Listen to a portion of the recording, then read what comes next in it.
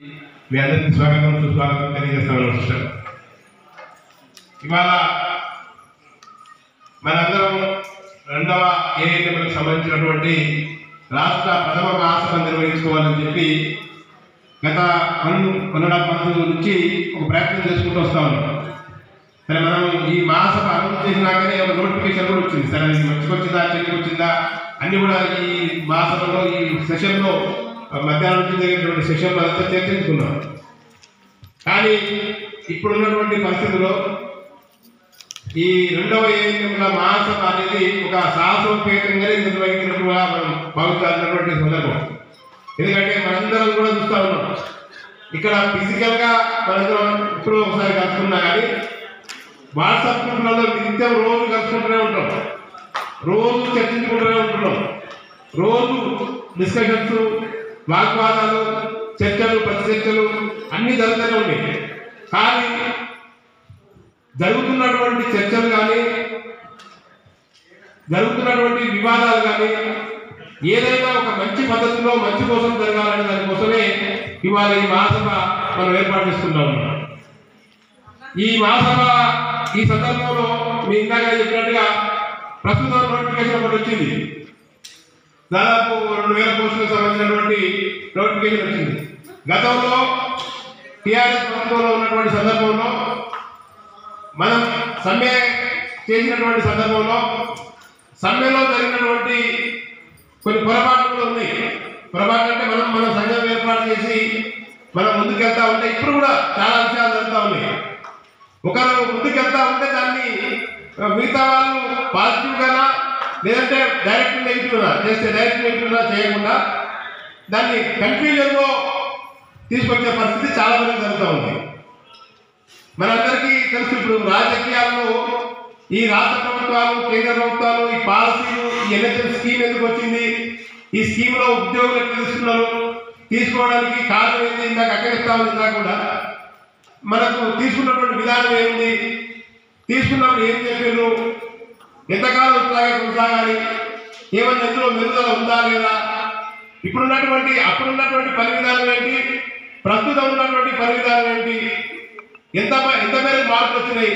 కానీ ఆ మార్పుల ప్రకారంగా పనిలో మార్పు వచ్చినటువంటి పద్ధతుల్లో మన జీతాల్లో మార్పు వచ్చినాయా, జీవితాల్లో మార్పు వచ్చినాయా, చాలా అసహనంతో ఉన్నటువంటి రెండవ ఏఎన్ఎంలు ఈ రాష్ట్ర మహాసభలో మనం పాల్గొన్నాం. ఇప్పుడు రాష్ట్రంలో జరుగుతున్నటువంటి ఈ పరిణామాల దృష్ట్యా గత ప్రభుత్వం ఒక రకంగా వాళ్ళందరినీ అంటే నమ్మించి మోసం చేసినట్టుగానే మనం భావించాల్సినటువంటి పరిస్థితి.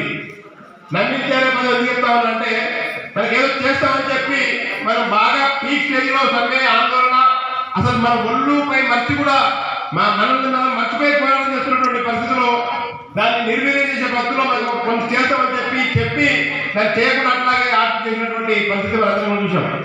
అవి పరిష్కారం చేయాలని కూడా మనం ఆందోళన చేసినాం. అందరినీ ఎన్నికల కోడ్ రావడం, దాంతో ఎన్నికల కోడ్ ఎట్లా మన సమస్యలని పరిష్కరించకుండా ఎట్లాగైతే తప్పించుకున్నారో అట్లాగే ప్రభుత్వం కుటుంబమైంది. ఎందుకంటే మనం తప్పించుకోవాలని చూసిరు, మన సమస్యని దాటవేయాలనుకున్నారు. కానీ ప్రజలు, ఈ రాష్ట్రంలో ఉన్నటువంటి ప్రజలు మనతో కలిపి మనలాంటి ప్రజానికవంతం కూడా చైతన్యమై ఆ ప్రభుత్వాన్ని కూడా వెనక్కి పంపించినటువంటి సిచ్యువేషన్ మనందరం కూడా చూసాం. కానీ ప్రస్తుతం దాదాపు సంవత్సరం కావస్తుంది. డిసెంబర్ నెక్స్ట్ మంత్, ఈ నవంబర్ వచ్చి డిసెంబర్ వస్తే సంవత్సరం కావస్తుంది రాష్ట్ర ప్రభుత్వం ఏర్పడి. సంవత్సరం సంబరాలు కూడా చేసుకోబోతా ఉన్నారు. సంబరాలకు సంబంధించిన షెడ్యూల్ ప్రకటించారు. కానీ రాష్ట్రంలో ఉన్నటువంటి ఉద్యోగులు, కార్మికులు, ప్రజలు ఎవరి సమస్యలు కూడా పరిష్కారం ఒకటి ఎక్కడికక్కడ అట్లాగే పెండింగ్లో ఉన్నాయి. ఏ ప్రాజెక్టు కూడా 100 రోజులు ఉన్నటువంటి ప్రాజెక్టు కూడా ఏ ప్రాజెక్టు కూడా కంప్లీట్ చేయలేదు.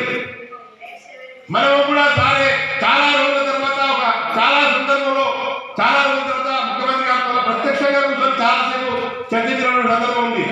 కానీ మనం కొంత అంతసేపు చాలా 2.5 గంటల సేపు విన్నది మనం సంతోషించినా, కానీ దానికి సంబంధించిన రిజల్ట్ ఏంటి డే టు డే ముందుకు రావట్లేదు. రిజల్ట్ అనేది పరిష్కార విషయంలో రిజల్ట్ రావట్లేదు. కాబట్టి తప్పనిసరి పరిస్థితుల్లో మరొకసారి దీనికి సంబంధించినటువంటి అంశం పైన కూలంకషంగా చర్చించి భవిష్యత్ పోరాట కార్యక్రమం రూపొందించుకోవాలనే ఉద్దేశంతోనే మరి ఈరోజు మహాసభ నిర్వహించుకుంటా ఉన్నాం. ఈ మహాసభ ద్వారా మనందరం కూడా భవిష్యత్తులో ఆయన ఇచ్చినట్టుగా ఏదో 2000 మందిని రికగ్నైజ్ కావాలన్నా లేదంటే అందరూ రికగ్నైజ్ కావాలన్నా మన ఉద్యోగాలన్నీ ఆ 2000కి కుదించబడాలన్నా మొత్తం దాదాపు పనిచేస్తున్నటువంటి 4,500 మంది 2,000 మంది కూడా రికగ్నైజ్ కావాలన్నా ఈ అంశాల కోసం దీనికోసం మన భవిష్యత్తులో మనం చేయాల్సినటువంటి పోరాటం ఉంది. మనం అనుకుంటున్న చాలా మంది వాళ్ళ సిస్టర్స్ అందరూ కూడా మీకు కూడా తెలుసు, అందరూ తెలుసు, అందరూ ఉదయం నుంచి సాయంత్రం దాకా కోచింగ్ ఉంటా ఉంటారు. ఎగ్జామ్ కోసం ప్రిపరేషన్ జరుగుతూ ఉన్నారు, సంతోషమే, మనం దానికి తప్పడానికి అవసరం లేదు. కానీ దానికి అవకాశం ప్రభుత్వం కల్పించాలి. మనం మన ప్రయత్నం మనం చేస్తూ ఉన్నాం. మన ఎగ్జామ్ కోసం ప్రిపరేషన్ అవడంలో తప్పు లేదు, నేను తప్పుగా అంటున్నాను లేదు. కానీ ఉన్నటువంటి పోస్టులు ఏంటి, ఉన్నటువంటి పోస్టులు ఎన్ని వేసిండ్రు, ఖాళీలు ఎన్ని ఉన్నాయి, ఈ రాష్ట్రంలో ఎంతమంది సెకండ్ ఇయర్ ఉద్యోగాలు చేస్తా ఉన్నారు, వీళ్ళందరూ దాదాపు 5-6 వేల మంది పనిచేస్తున్నటువంటి వాళ్ళంతా కూడా సెకండ్ ఇయర్స్ కాదా, వాళ్ళందరూ చేస్తేనే ఈ రాష్ట్రంలో ఇంకా పని జరిగినప్పుడు ఈ 2,000తో ఎంతవరకు పని జరుగుతుంది, మిగతా పోస్టులు ఎందుకు వేయలేకపోతా ఉన్నారు, ఉన్నటువంటి వాళ్ళు ఎందుకు రెగ్యులర్ చేయలేకపోతా ఉన్నారు, కొత్తగా వచ్చి వాళ్ళు చెప్పాలి. దానికోసం మనం చర్చించుకోవాలి. భవిష్యత్తులో మనందరం కూడా మాట్లాడుతున్నటువంటి సందర్భంలో ఇక్కడ మనం గతంలో చేసినటువంటి పోరాటం మనందరికీ కూడా తెలుసు. ఇవాళ ఏఐటీసీ నాయకత్వంలో మనం ఒక మహాసభ ఏర్పాటు చేసుకుంటా ఉన్నాం. గతంలో కూడా మనం పోరాటం చేసాం. మనం గతంలో చేసినటువంటి సమ్మె సందర్భంగా చేసినటువంటి ఓన్లీ నేను అనుకోవడం ఏంటంటే కామెంట్ చెప్పినట్టుగా మన సమ్మెకాలం జీతం సాధించి అప్పటి నుంచి ఇప్పటి దాకా అనేక నోటిఫికేషన్ జరుగుతూ ఉన్నాయి. ఏ నోటిఫికేషన్ లో మన హెల్త్ డిపార్ట్మెంట్ లో దాదాపు 10,000 మంది రిక్రూట్ అయ్యారు. ఎవరికి కూడా 20% నుంచి వెయిటేజ్ ఇవ్వలేదు. కానీ మనం 30% వెయిటేజ్ సాధించుకోగలిగాం. అది మన ఏఐటీసీ చేసిన పోరాటం. ఎందుకంటే ఒకటే ఒక మార్కు మీకు అందరూ కూడా తెలుసు. మన జరిగినటువంటి స్టాఫ్ ఎగ్జామ్ లో ఎంతమంది మన వాళ్ళు వెళ్ళిపోయారో అనే విషయం మనకు తెలుసు. ఒకే ఒక మార్కు కూడా ఒక్కొక్క మార్కు కూడా మనం రెగ్యులైజ్ అవ్వడానికి కాస్త ఉంది. అంటే 10 మార్కులు సాధించడం అదే పెద్దగా భావిస్తాను. నేను జీతం వరకు పెద్దగా నేను ఆలోచించాను, అది పెద్దగా అనుకోను. దాంతో పాటు ఇంకా చాలా మంది ఇంకా మిగిలిపోయి ఉన్నారు. ఎగ్జామ్ కు ఎలిజిబిలిటీ లేక దాదాపు 4 సంవత్సరాల ఎక్స్టెన్షన్ తీసుకురాగలిగినాం. 45 ఉన్నది 49 సంవత్సరాల వరకు, 49 ఉన్నది 53 సంవత్సరాల వరకు ఏజ్ రిలాక్సేషన్ తీసుకురాగలిగినాం. కానీ దాంతో పాటు మనం అడిగినటువంటి విషయాలపైన, ఇంకా మనం అడిగినటువంటి ముఖ్యమైన విషయాలపైన అసలు వీళ్ళందరికీ రెగ్యులైజ్ కావడానికి డిపార్ట్మెంటల్ ఎగ్జామ్ అని చెప్పి మనం కూడా అడిగాం. కానీ కొద్దిమంది దాన్ని మనం మంచి మాట్లాడితే మనం ఏఐటీసీగా మన యూనియన్గా మనం ఏం చేసినా మనం ఏం చేసినప్పుడు మీ అందరినీ మాట్లాడి మీ అందరినీ పిలిచి మీ అందరి అభిప్రాయం ప్రకారం మనం ముందు తీసుకుపోతాం డిమాండ్. కానీ కొద్దిమంది చెడబడి వాళ్ళు కడవడు పాలలో ఒక విషం చుక్క ఎట్లా ఉందో అట్లా వేసి విషం చుక్క వేసి దాన్ని చెడగొట్టే ప్రయత్నం చేస్తూ ఉన్నారు. కానీ భవిష్యత్తులో గతంలో కొంత మనకు పూర్తిగా అవగాహన లేక మనం ఉన్నటువంటి కొన్ని దుడ్డుడుకు వ్యవహారాల వల్ల అంటే గతంలో చేసినటువంటి వాళ్ళు కొంత మనందరికీ వ్యక్తిగతంగా ఏఐటీసీ నష్టం జరగదు. నష్టం జరిగితే మన కార్యకర్తలకు మన ఉద్యోగులకు నష్టం జరిగితే ఏఐటీసీ నష్టం జరిగినట్టే. కాబట్టి భవిష్యత్తులో కూడా అట్లాంటి నష్టాలు జరగకుండా మనం పూర్తి స్థాయిలో నిబద్ధతతో పనిచేయాలి. రాబోయే రోజుల్లో నేను సంతోషంగా చెప్తా ఉన్నాను, ఈ మహాసభ సెకండ్ ఇయర్ మహాసభ ప్రథమ మహాసభ ఇప్పుడు జరుపుకుంటా ఉన్నాం.